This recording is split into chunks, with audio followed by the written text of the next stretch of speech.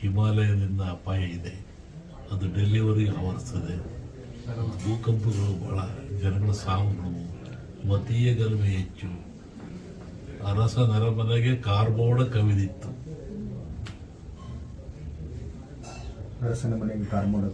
ಅರಸ ನರಮನೆಗೆ ಕಾರ್ಮೋಡ ಕವಿದಿತ್ತು ರಾಜಕೀಯವಾಗಿ. ನೀವು ಹೇಳಿದ್ರಿ ಈಗ ಮತೀಯ ಗಲಭೆಗಳು ಸ್ಟಾರ್ಟ್ ಆಗಿ ಯುದ್ಧದ ಭೀತಿಯೂ ಸಹ ಇದೆ. ಆಯ್ತಲ್ಲ, ಇದು ಮತ್ತು ಯುದ್ಧ ಭೀತಿ ಪ್ರಾರಂಭ ಆಗ್ತದೆ. ಜನರಲ್ಲಿ ಅಶಾಂತಿ ಇದೆ.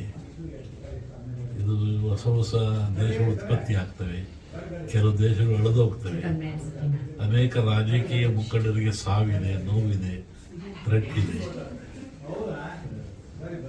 ರಾಜ್ಯ ರಾಜಕಾರಣದಲ್ಲಿ ಮೇಘಸ್ಫೋಟ ಬಹಳ ಇದೆ ಜಗತ್ತಿನ ಇದರಲ್ಲಿ. ರಾಜಕಾರಣದಲ್ಲಿ ನಮ್ಮಲ್ಲಿ ಈ ಸಾಮಾನ್ಯವಾಗಿ ಭವಿಷ್ಯದಲ್ಲಿ ಯುಗಾದಿ ಒಂದು ಭವಿಷ್ಯ ಬರುತ್ತೆ, ಆಮೇಲೆ ಸಂಕ್ರಾಂತಿ ಭವಿಷ್ಯ ಅಂತ ಬರುತ್ತೆ. ಯುಗಾದಿ ಭವಿಷ್ಯ ಮಳೆ ಬೆಳೆ ಜನ ಇವೆಲ್ಲ ಹೇಳ್ಬೋದು. ಸಂಕ್ರಾಂತಿ ಭವಿಷ್ಯದಲ್ಲಿ ರಾಜರ ಬಗ್ಗೆ, ದೊಡ್ಡ ದೊಡ್ಡ ವ್ಯಾಪಾರಸ್ಥರ ಬಗ್ಗೆ, ಶ್ರೀಮಂತರ ಬಗ್ಗೆ ಅದು ಬರುತ್ತೆ. ಅದರಲ್ಲಿ ಸಂಕ್ರಾಂತಿಯವರಿಗೇನು ಸರ್ಕಾರಕ್ಕೆ ಅಪಾಯ ಇಲ್ಲ, ಸಂಕ್ರಾಂತಿ ಭವಿಷ್ಯ ನೋಡಿ ಹೇಳ್ಬೋದು ಏನಾಗುತ್ತೆ. ಆ ಮಧ್ಯೆ ಹೇಳಿದ ಕಾರ್ಮೋಡ ಕವಿದೀತು, ಯಾರಿಗೂ ಯಾವುದೂ ಒಳ್ಳೆ ರೀತಿ ನಮ್ಗೆ ಸಿಗ್ತಾ ಇಲ್ಲ. ಕೊನೆಯಿಂದ ಅದು ಸ್ವಲ್ಪ ಹುಷಾರಿರೋದು ಒಳ್ಳೆ, ಪ್ರಿಕಾಷನ್ಸ್ ಇರೋದು ಒಳ್ಳೆ. ಈ ಸಲ ಬರುವಂಥ ಕಾಯಿಲೆ ಘೋರವಾಗಿದೆ. ವಾಯು ರೂಪದಲ್ಲಿ ಅದು ಒಂದು ಕಫ ಈ ಥರ ಬಂದು ಉಸಿರಾಟಕ್ಕೆ ತೊಂದರೆಯಾಗಿ ಸಿರುತನಕ್ಕೆ ಹೋಗಿ ಮನುಷ್ಯರಿಗೆ ಸಾವು ಬರೋ ಲಕ್ಷಣ ಭಾಳ ಇದೆ. ದೊಡ್ಡ ಗಂಡಾಂತರ ಇದೆ ಅಂತ ಲೋಕಕ್ಕೆ ಇದೆ. 5 ವರ್ಷ ಈ ಕಾಯಿಲೆ 5 ವರ್ಷ ತನಕ ಸಿಂಪ್ಟಮ್ಸ್ ಇರುತ್ತೆ, ಅಂದರೆ ಕಮ್ಮಿ ಆಗುತ್ತೆ, ಹೋಗುತ್ತೆ, ಬರುತ್ತೆ. ಇದರ ಆಯುಷ್ 5 ವರ್ಷ ಇದೆ. ಅಷ್ಟೇ ಅಲ್ಲದೆ ಈ ಬಾರಿ ಮಳೆನೂ ಬೇಗನೆ ಮಾನ್ಸೂನ್ ಸ್ಟಾರ್ಟ್ ಆಗಿದೆ. ಜಲಪ್ರಳಯದ ಅಂತ ಏನಾದರೂ ಲಕ್ಷಣಗಳಿದೆ?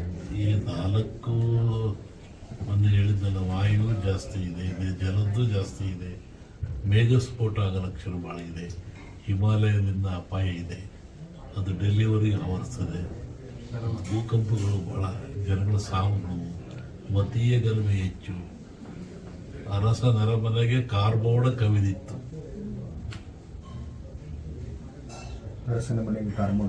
ಅರಸ ನರಮನೆಗೆ ಕಾರ್ಮೋಡ ಕವಿದಿತ್ತು ರಾಜಕೀಯವಾಗಿ. ನೀವು ಹೇಳಿದ್ರಿ ಈಗ ಮತೀಯ ಗಲಭೆಗಳು ಸ್ಟಾರ್ಟ್ ಆಗಿ ಯುದ್ಧದ ಭೀತಿಯೂ ಸಹ ಇದೆ. ಆಯ್ತಲ್ಲ, ಇದು ಮತ್ತು ಯುದ್ಧ ಭೀತಿ ಪ್ರಾರಂಭ ಆಗ್ತದೆ. ಜನರಲ್ಲಿ ಅಶಾಂತಿ ಇದೆ. ಇದು ಹೊಸ ಹೊಸ ದೇಶಗಳು ಉತ್ಪತ್ತಿ ಆಗ್ತವೆ, ಕೆಲವು ದೇಶಗಳು ಅಳೆದು ಹೋಗ್ತವೆ. ಅನೇಕ ರಾಜಕೀಯ ಮುಖಂಡರಿಗೆ ಸಾವಿದೆ, ನೋವಿದೆ, ಥ್ರೆಟ್ ಇದೆ. ರಾಜ್ಯ ರಾಜಕಾರಣದಲ್ಲಿ ಮೇಘಸ್ಫೋಟ ಬಹಳ ಇದೆ ಜಗತ್ತಿನ ಇದರಲ್ಲಿ. ರಾಜಕಾರಣದಲ್ಲಿ ನಮ್ಮಲ್ಲಿ ಈ ಸಾಮಾನ್ಯವಾಗಿ ಭವಿಷ್ಯದಲ್ಲಿ ಯುಗಾದಿ ಒಂದು ಭವಿಷ್ಯ ಬರುತ್ತೆ, ಆಮೇಲೆ ಸಂಕ್ರಾಂತಿ ಭವಿಷ್ಯ ಅಂತ ಬರುತ್ತೆ. ಯುಗಾದಿ ಭವಿಷ್ಯ ಮಳೆ ಬೆಳೆ ಜನ ಇವೆಲ್ಲ ಹೇಳ್ಬೋದು. ಸಂಕ್ರಾಂತಿ ಭವಿಷ್ಯದಲ್ಲಿ ರಾಜರ ಬಗ್ಗೆ, ದೊಡ್ಡ ದೊಡ್ಡ ವ್ಯಾಪಾರಸ್ಥರ ಬಗ್ಗೆ, ಶ್ರೀಮಂತರ ಬಗ್ಗೆ ಅದು ಬರುತ್ತೆ. ಅದರಲ್ಲಿ ಸಂಕ್ರಾಂತಿಯವರಿಗೇನು ಸರ್ಕಾರಕ್ಕೆ ಅಪಾಯ ಇಲ್ಲ, ಸಂಕ್ರಾಂತಿ ಭವಿಷ್ಯ ನೋಡಿ ಹೇಳ್ಬೋದು ಏನಾಗುತ್ತೆ. ಆ ಮಧ್ಯೆ ಹೇಳಿದ ಕಾರ್ಮೋಡ ಕವಿದೀತು, ಯಾರಿಗೂ ಯಾವುದೂ ಒಳ್ಳೆ ರೀತಿ ನಮ್ಗೆ ಸಿಗ್ತಾ ಇಲ್ಲ. ಕೊನೆಯಿಂದ ಅದು ಸ್ವಲ್ಪ ಹುಷಾರಿರೋದು ಒಳ್ಳೆ, ಪ್ರಿಕಾಷನ್ಸ್ ಇರೋದು ಒಳ್ಳೆ. ಈ ಸಲ ಬರುವಂಥ ಕಾಯಿಲೆ ಘೋರವಾಗಿದೆ.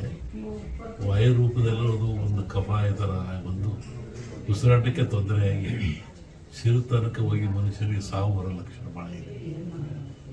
ದೊಡ್ಡ ಗಂಡಾಂತರ ಇದೆ ಅಂತ ಲೋಕಕ್ಕೆ ಇದೆ.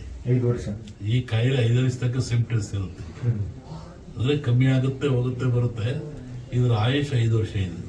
ಅಷ್ಟೇ ಅಲ್ಲದೆ ಈ ಬಾರಿ ಮಳೆನೂ ಬೇಗನೆ ಮಾನ್ಸೂನ್ ಸ್ಟಾರ್ಟ್ ಆಗಿದೆ. ಜಲಪ್ರಳಯದ ಅಂತ ಏನಾದರೂ ಲಕ್ಷಣಗಳಿದೆ? ಈ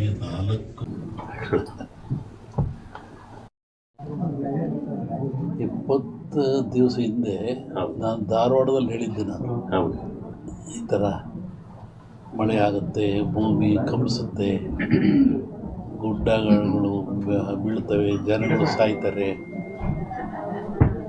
ರೋಗ ರುಜಿನಗಳು ಹೆಚ್ಚಾಗ್ತವೆ. ಇದು ಇಂಡಿಯಾಕ್ಕಲ್ಲ, ಜಾಗತಿಕ ಮಟ್ಟದಲ್ಲಿ ಕೆಲವು ರಾಜ್ಯಗಳು ಮುಳುಗ್ತವೆ ಅಂತ ಹೇಳಿದ್ದ ನಾನು. ಈಗ ಅದರ ಪ್ರಕಾರವಾಗಿ ನನ್ನ ಲೆಕ್ಕ ಇನ್ನೂ ಅಮಾವಾಸ್ಯೆವರೆಗೆ ಇರ್ತದೆ. ಅಮಾವಾಸ್ಯೆ ನಂತರ ಮತ್ತು ಬೇರೆ ಭಾಗದಲ್ಲಿ ಹೋಗ್ತದೆ ಅದು. ಒಟ್ಟಿಗೆ ಇದು ಕ್ರೋಧಿನಾಮ ಸಂವತ್ಸರ. ಕ್ರೋಧನ ಸಿಟ್ಟು ಅಂತ ನಮ್ಮ ಹಿಂದೂಗಳ ಪ್ರಕಾರವಾಗಿ. ಇದರ ಒಳ್ಳೆಯದು ಕೆಟ್ಟದಿದೆ. ಒಳ್ಳೆಯದಕ್ಕಿಂತ ಕೆಟ್ಟದೇ ಜಾಸ್ತಿ ಪ್ರಾಕೃತಿಕವಾಗಿ. ಹಾಗಾಗಿ ಪ್ರಾಕೃತಿಕ ದೋಷ ಇದು ಮುಂದುವರಿಯುತ್ತೆ. ನನ್ನ ಲೆಕ್ಕದಲ್ಲಿ ಅಮಾವಾಸ್ಯೆವರೆಗೂ ಒಂದು ಭಾಗದಲ್ಲಿ ಕಮ್ಮಿ ಆಗ್ತದೆ, ಅಮಾವಾಸ್ಯೆಗಳು ಮತ್ತೊಂದು ಭಾಗದಲ್ಲಿ ಜಾಸ್ತಿ ಆಗ್ತದೆ. ಇದು ಇಂಡಿಯಾಗೆ ಅಂತಲ್ಲ, ಆಲ್ ಓವರ್ ವರ್ಲ್ಡ್ ಹೇಳ್ತಿರೋದು ನಾನು. ಹೇಳಿದ್ನಲ್ಲ, ಜಲಕಂಟಕ ಇದೆ, ಎಲ್ಲ ಡ್ಯಾಮ್ಗಳು ತುಂಬ್ತವೆ ಅಂತ ಹೇಳಿದ್ದೆ ನಾನು. ಇದೆಲ್ಲ ನಡೆದಲ್ಲಿ ಹೇಳಿದ 20 ದಿವಸ ಧಾರವಾಡದಲ್ಲಿ ಹೇಳಿದ್ದು ನಾನು. ಇದು ನಡೆದಿರೋದೆಲ್ಲ ಅದೇ ಅನಿಷ್ಟ ಜಾಸ್ತಿ. ಆಮೇಲೆ ಕರ್ನಾಟಕ ಪೊಲಿಟಿಕ್ಸು.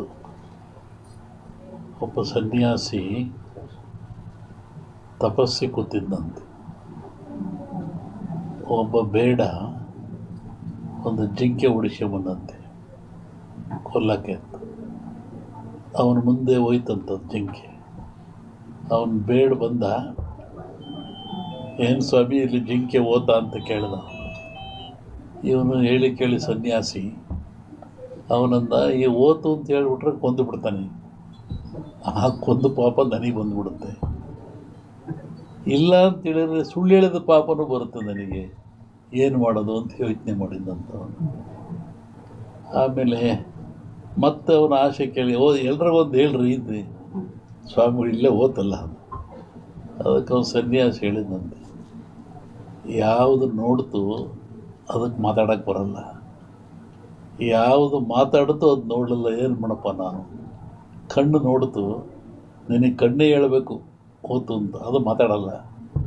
ಆದರೆ ನ್ಯಾಲಿಗೆ ಮಾತಾಡುತ್ತೆ, ಅದು ನೋಡಲಿಲ್ಲ, ನಾನೇನು ಮಾಡೋಣ ಅಂತ.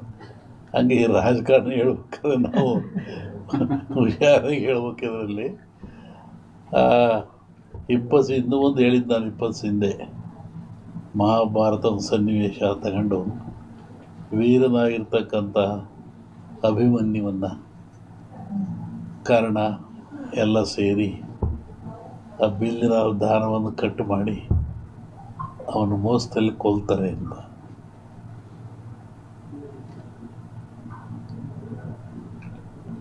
ಆಮೇಲೆ